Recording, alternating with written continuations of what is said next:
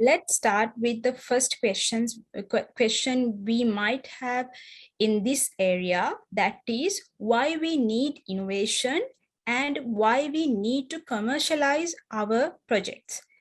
So Dr. Prabuddha, please explain us why we need the innovation and why we need to commercialize our projects.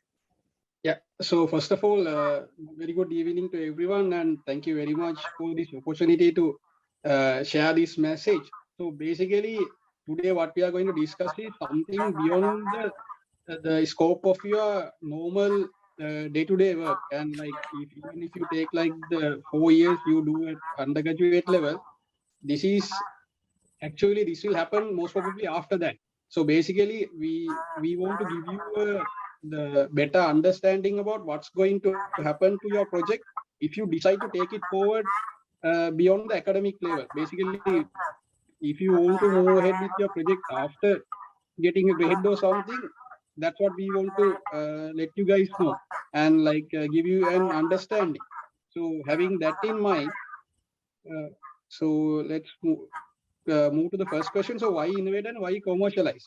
So one thing, so just to give you a fact, right? So in 2019, uh, if you take the global spending on research and development, it has been around $1.7 trillion. That this is a stat from UNESCO, right? So this is more than the amount the world spent on healthcare. So the world is spending so much money on research and development. So what's going to come out of it? So that's the question. So as a fact, like most of the research, it doesn't reach the mass, general public. So that is where the problem is. So usually, normally scientists or engineers, like they like to work in the lab, and like usually what happens is like they are very comfortable with what they do in the lab, and publishing research papers or like developing their academic career. But usually they don't really think like what is the impact of what they are doing in the lab. So someone has to put money, right? It can be some government, it can be a R&D company, it can be the private sector. So for you to work in the lab, there should be someone who spends money on it, right? So there should be a return.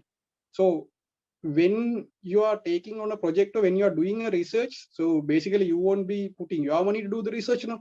So you need to understand this fact and think like in a wider scope, right? So if I'm doing a research, there should be an outcome.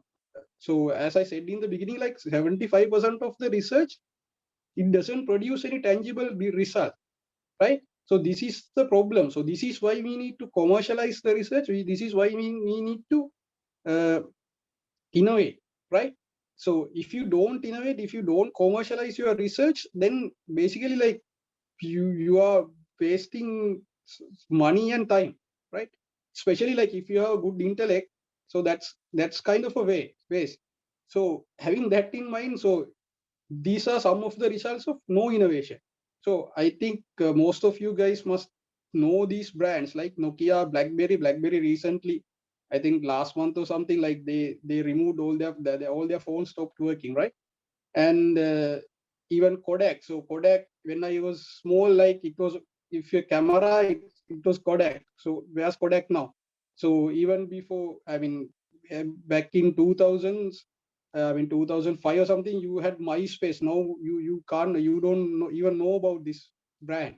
Like Blockbuster, it used to be like the best, the biggest video renting brand in US, right? In the world, in fact.